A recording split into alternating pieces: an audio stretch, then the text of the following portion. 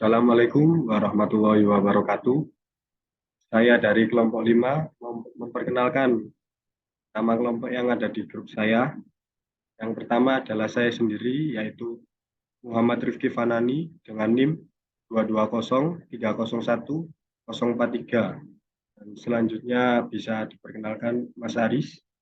Saya nama Aris Ridin, tim 220301041.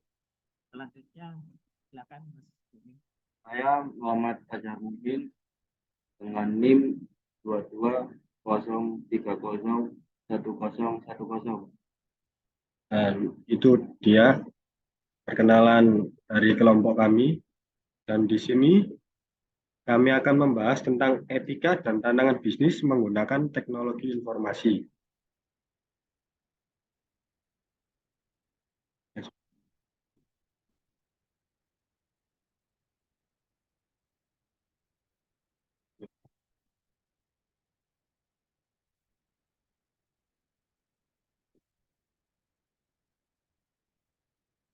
Dan di dalam bab ini ada beberapa materi pembahasan.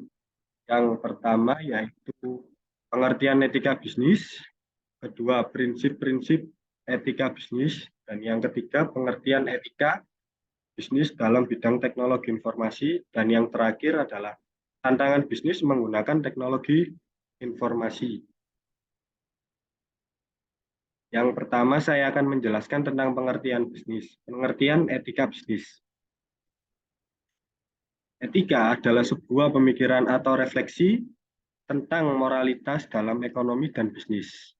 Moralitas selalu berkaitan dengan apa yang dilakukan oleh manusia, dan kegiatan ekonomi merupakan suatu bidang yang penting pada perilaku manusia.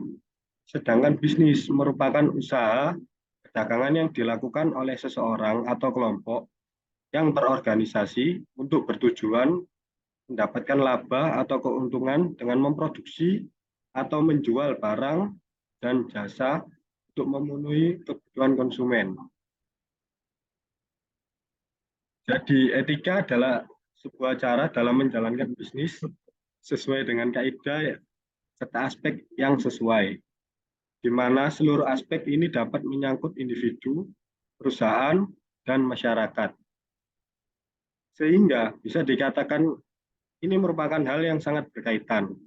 Seluruh aspek tersebut mencakup bagaimana kita dapat menjalankan bisnis secara adil dan sesuai dengan hukum yang berlaku serta tidak tergantung pada kedudukan individu atau perusahaan di masyarakat. Selain itu, tujuan bisnis adalah untuk membantu meningkatkan kesadaran moral sesuai dengan kaidah bisnis yang benar, di mana hal tersebut membuat batasan-batasan dalam berbisnis yang semestinya tidak boleh dilakukan. Dan ke pembahasan selanjutnya yaitu prinsip-prinsip etika bisnis. Ada beberapa prinsip di sini. Yang pertama adalah prinsip otonomi, yang kedua prinsip kesatuan, prinsip kehendak bebas, prinsip hormat pada diri sendiri, dan yang terakhir adalah prinsip kebenaran. Saya akan menjelaskan prinsip yang pertama yaitu prinsip otonomi. Prinsip otonomi memandang bahwa perusahaan dapat secara bebas memiliki wewenang sesuai dengan bidang yang dilakukan pelaksanaannya dengan visi dan misi yang dimilikinya. Kebijakan yang diambil perusahaan harus diarahkan untuk pengembangan visi dan misi perusahaan yang berorientasi pada kesejahteraan karyawannya. Dan yang kedua, ada prinsip kesatuan, yang dimana prinsip ini memandang bahwa kesatuan sebagai terefleksikan dalam konsep yang memadukan keseluruhan aspek-aspek kehidupan, baik dalam bidang ekonomi, politik, sosial, menjadi keseluruhan yang homogen, serta mementingkan konsep konsistensi dan keteraturan yang menyeluruh. Dan selanjutnya adalah prinsip kehendak bebas. Prinsip ini adalah prinsip yang memandang bahwa kebebasan merupakan bagian terpenting dalam nilai etika bisnis. Tapi kebebasan itu tidak merugikan kepentingan kolektif. Kepentingan individu dibuka lebar. Tidak adanya batasan pendapatan bagi seseorang mendorong manusia untuk aktif berkarya dan bekerja dengan segala potensi yang dimilikinya. Selanjutnya adalah prinsip kebenaran. Prinsip ini adalah prinsip yang memandang bahwa kebenaran dalam konteks ini selain mengandung makna kebenaran, lawan dari kesalahan. Mengandung pula dua unsur yaitu kebajikan dan kejujuran. Dalam konteks bisnis, kebenaran dimaksudkan sebagai niat, sikap, dan perilaku yang benar meliputi proses akad transaksi, proses mencari atau memperoleh komoditas, pengembangan, maupun dalam proses upaya meraih atau menetapkan keuntungan. Dengan prinsip kebenaran ini, maka etika bisnis sangat menjaga dan berlaku preventif terhadap kemungkinan adanya kerugian salah satu pihak yang melakukan transaksi, kerjasama, atau perjanjian dalam bisnis tersebut. Dan yang kelima adalah prinsip keadilan. Prinsip yang memandang bahwa perusahaan harus bersikap adil kepada pihak-pihak yang terkait dengan sistem bisnis, contohnya upah yang adil kepada karyawan sesuai kontribusinya, pelayanan yang sama pada konsumen, dan lain-lain. Dan yang terakhir adalah prinsip hormat pada diri sendiri. Prinsip yang memandang bahwa perlunya menjaga citra baik perusahaan tersebut melalui prinsip kejujuran, tidak berniat jahat, dan prinsip keadilan. Dan materi selanjutnya adalah pengertian etika bisnis yang akan dijelaskan langsung oleh Mas Aris. Mohon Mas Aris bisa dijelaskan.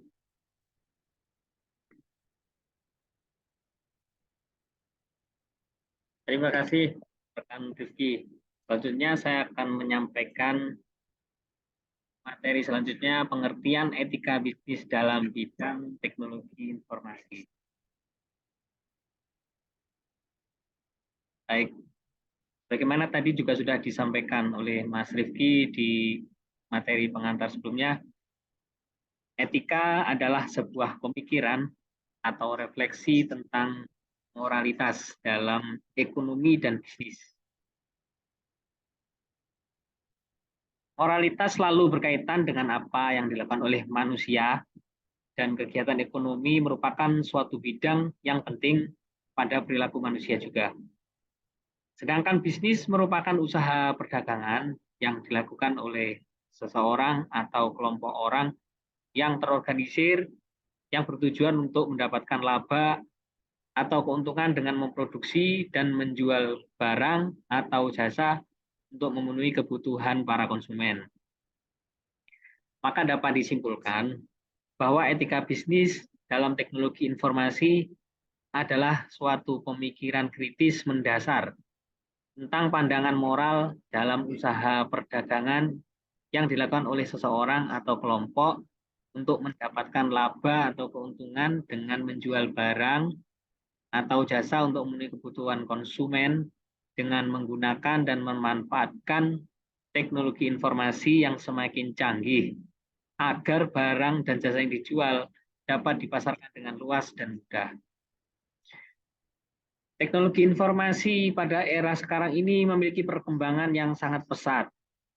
Dari perkembangan tersebut akan memiliki dampak yang besar bagi kehidupan manusia karena hampir setiap manusia sekarang ini mulai menggunakan teknologi dalam berbagai kegiatan yang salah satunya adalah kegiatan bisnis. Contohnya kegiatan jual beli saat ini sudah memanfaatkan bidang teknologi informasi, yaitu e-commerce. Seperti sebut saja Shopee, Tokopedia, Bukalapak, dan lain-lain. Dengan begitu, kegiatan jual beli tidak perlu tempat fisik atau toko. Hal tersebut dapat meminimalkan modal awal yang dikeluarkan untuk melakukan jual beli. Dalam hal promosi juga akan sangat mudah dengan adanya sosial media. Sebutlah seperti Instagram, Facebook, Twitter, yang sebagian besar orang memilikinya. Selanjutnya, materi selanjutnya adalah tantangan bisnis menggunakan teknologi informasi.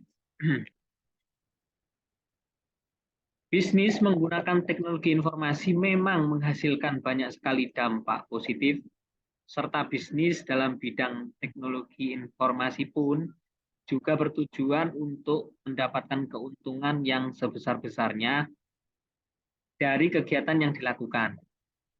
Namun demikian, sejalan dengan perkembangan dan perubahan teknologi yang begitu pesat, maka tentunya perusahaan bisnis tidak hanya memusatkan perhatian pada pencarian keuntungan yang besar, tetapi perusahaan juga harus memperhatikan tanggung jawab sosial, bukan hanya tanggung jawab ekonomi saja. Berikut ini beberapa hal yang merupakan tantangan umum bisnis dalam menggunakan teknologi informasi yang seiring dengan perubahan dan perkembangan yang terjadi. Yang pertama adalah tantangan inovasi dan perubahan yang cepat.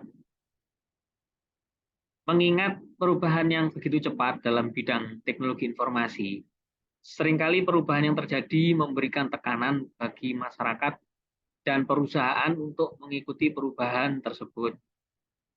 Perusahaan yang mencoba menolak perubahan teknologi tersebut biasanya mengalami ancaman yang cukup besar, sehingga memperkuat alasan untuk melakukan perubahan.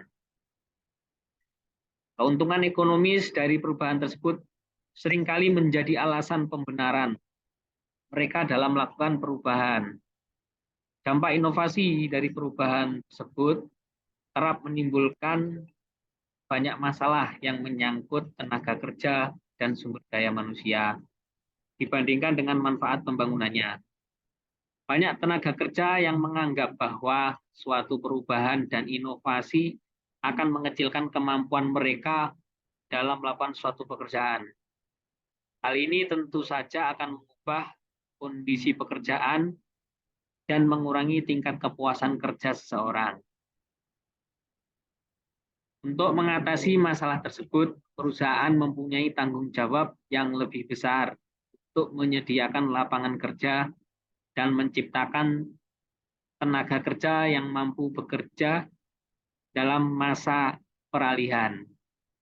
Termasuk di dalamnya adalah mendukung, melatih, dan mengadakan sumber daya untuk menjamin orang-orang yang belum bekerja untuk memiliki keahlian dan dapat bersaing untuk menghadapi dan mempercepat perubahan. Selanjutnya adalah tantangan pasar dan pemasaran di era globalisasi. Persaingan yang ketat di era globalisasi menimbulkan banyak alasan bagi pelaku bisnis di bidang teknologi informasi untuk melakukan konsentrasi industri. Misalnya dengan meningkatkan kemampuan saing, memudahkan permodalan, merupakan sebuah tantangan bagi pelaku bisnis untuk mengembangkan suasana persaingan yang sehat. Ia menghasilkan dunia usaha yang dinamis dan terus berusaha menghasilkan yang terbaik. Namun, persaingan haruslah adil dengan aturan-aturan yang jelas dan berlaku bagi semua orang. Memenangkan persaingan bukan berarti mematikan pesaing. Dengan demikian, persaingan harus diatur agar selalu ada dan dilakukan di antara kekuatan-kekuatan yang seimbang. Selanjutnya, masalah tantangan akan disampaikan oleh rekan mukmin. Pada rekan mukmin, kami persilakan.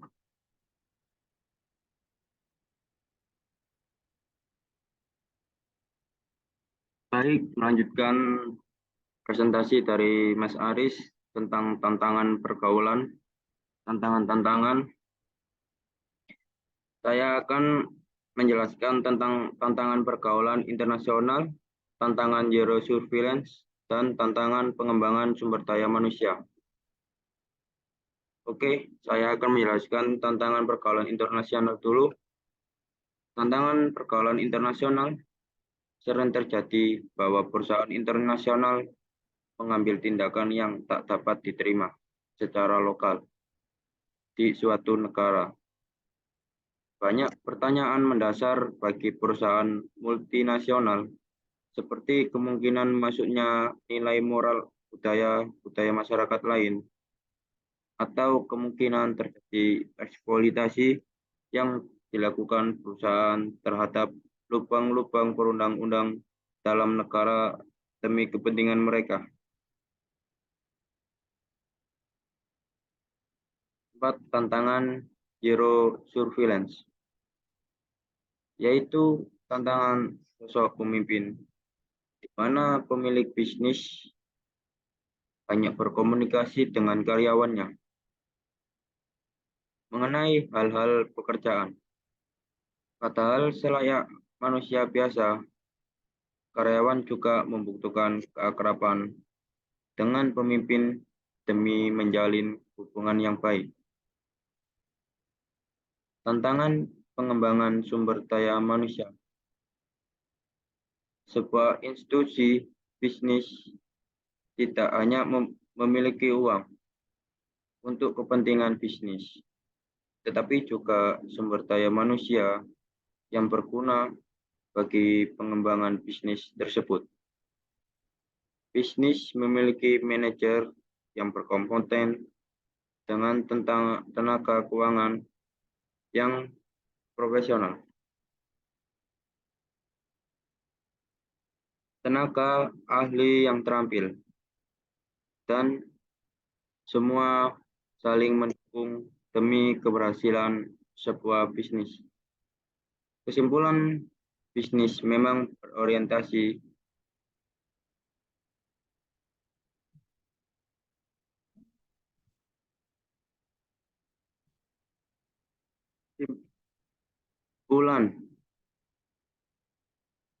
etika bisnis adalah cara dalam menjalankan bisnis sesuai dengan kaidah serta aspek yang sesuai. Mana seluruh aspek ini dapat menyangkut individu, perusahaan, dan masyarakat, sehingga bisa dikatakan ini merupakan hal yang saling berkaitan. Seluruh aspek tersebut mencakup bagaimana kita dapat menjalankan bisnis secara adil dan dengan hukum yang berlaku serta tidak tergantung pada kedudukan individu atau perusahaan di masyarakat. Sedangkan etika bisnis dalam teknologi informasi adalah suatu pemikiran kritis mendasar tentang pandangan moral dan usaha perdagangan yang dilakukan oleh seseorang atau kelompok untuk mendapatkan laba atau keuntungan dengan menjual barang atau jasa untuk memenuhi kebutuhan konsumen dengan menggunakan dan memanfaatkan teknologi informasi yang semakin canggih agar barang atau jasa yang dijual dapat dipasarkan sangat luas dan mudah. Sebelum memulai bisnis, kita harus memahami apa saja prinsip-prinsip dari etika bisnis, yaitu prinsip otonomi, prinsip kesatuan, prinsip keadilan, prinsip kebenaran, prinsip kehendak bebas, dan prinsip hormat pada diri sendiri. Ataupun tantangan umum yang dihadapi dunia bisnis menggunakan teknologi informasi. Di antaranya yaitu tantangan inovasi dan perubahan yang cepat, tantangan pasar, dan pemasaran globalisasi, tantangan pergaulan internasional, tantangan zero surveillance, dan tantangan pengembangan sumber daya manusia. Oke, saya akhiri.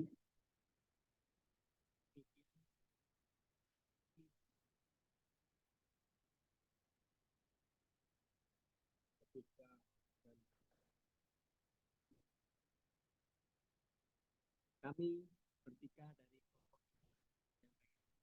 dari dan demikian presentasi dari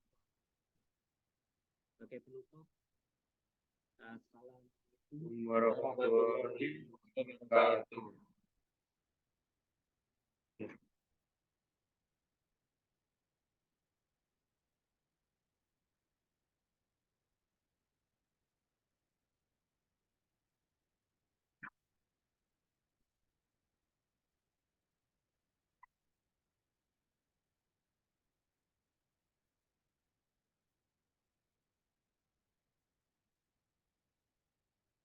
Satu gimana?